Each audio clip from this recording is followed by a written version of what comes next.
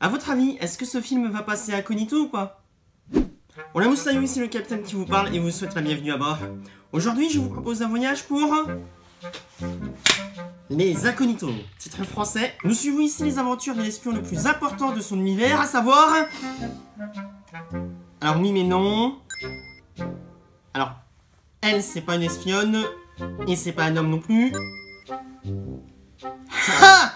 Mieux incarné au doublage ni plus ni moins que par un certain Will Smith, en VO, mais qui va se retrouver plus ou moins transformé en pigeon, oui, par la force des choses, alors qu'il contre un homme qui a une main robotique, oui, qui veut se venger de lui. Gadget! Parce que par le passé, ce dernier a tué une partie de son clan, famille, peuple, on ne sait pas vraiment. Et ce dernier veut se venger, notamment en volant la base de données dans laquelle se trouvent tous les noms des personnes travaillant pour l'agence qui emploie l'espion. Et ah, comment il se retrouve en pigeon? C'est simple. En fait, il a été piégé par le méchant, et au cours de sa fuite, par la force des choses, il s'est retrouvé allié avec un scientifique, un jeune scientifique qui a été viré quelques heures à peine avant par l'espion parce qu'il n'arrivait pas à fabriquer des armes conventionnelles. Pour vous donner une idée, alors qu'il voulait une grenade et l'utiliser au moment opportun,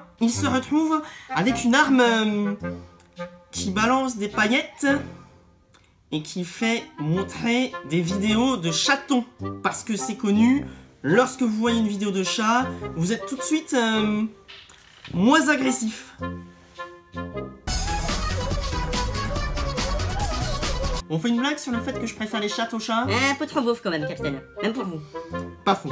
Et alors que notre espion se retrouve avec le scientifique en question, par la force des choses, il va se retrouver, non pas invisible comme il le voulait, mais transformé en pigeon, à cause d'une erreur d'expérience. Bon alors oui, mon résumé va vite, mon résumé a l'air de partir un peu dans tous les sens, mais c'est un peu à l'image du film. Film qui est, ma foi, tout à fait correct. Je ne pensais pas, en y allant, voir un bon film, mais pour ce que le film propose, il le fait de manière honorable. Alors certes, la narration est classique, mais comme les enjeux sont suffisamment pris au sérieux par les personnages, on accepte. Malgré les facilités scénaristiques, malgré le coup du « Oh, je croyais qu'un personnage était mort », et à peine 2 minutes après, on le voit en vie, malgré le monologue du méchant, sérieusement, arrêtez les monologues de méchants, s'il vous plaît.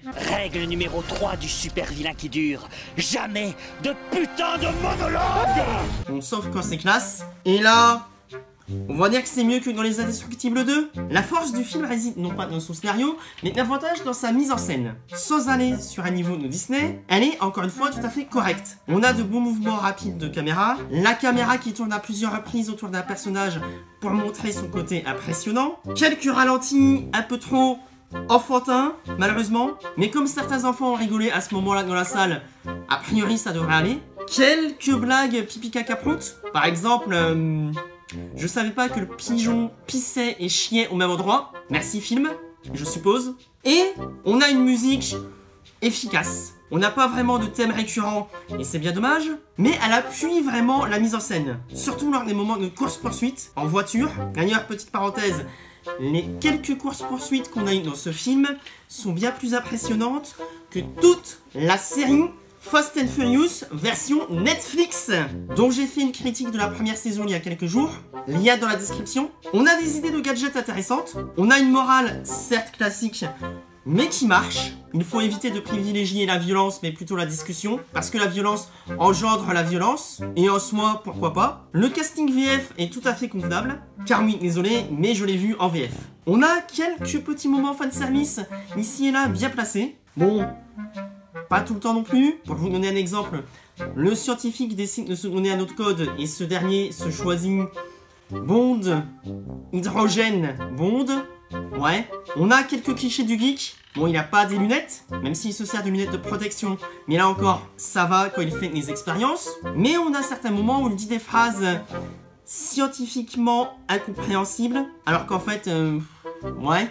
Mais ça passe. On a quelques moments touchants, classiques encore une fois, mais qui marchent. Et si je devais lui donner une note, eh bien pour ce qu'il propose, je lui donnerais volontiers un 7 sur 10. La nouvelle année commence bien. Bon, même si techniquement c'était un film qui est sorti en Noël 2019, et je ne sais pas pourquoi, mais j'ai préféré voir La Reine des Neiges 2 et Star Wars 9. Reine des Neiges 2 que j'ai vu 3 fois, et ne même que pour Star Wars 9, rassurez-vous, j'ai la carte UGC. Et même si j'avais choisi à l'avance de ne pas l'aimer, je reconnais volontiers m'être trompé, et je vous encourage fortement à voir ce film. Ou au moins à le voir en famille. Mais, et vous? Quel est votre film d'espionnage préféré? Est-ce que vous avez vu ce film? N'hésitez pas à me le dire dans les commentaires. Bref, c'était le capitaine qui vous parle depuis sa cabine et qui vous dit abonnez-vous, likez, commentez, bonne année, bonne santé, et à bientôt pour une nouvelle traversée.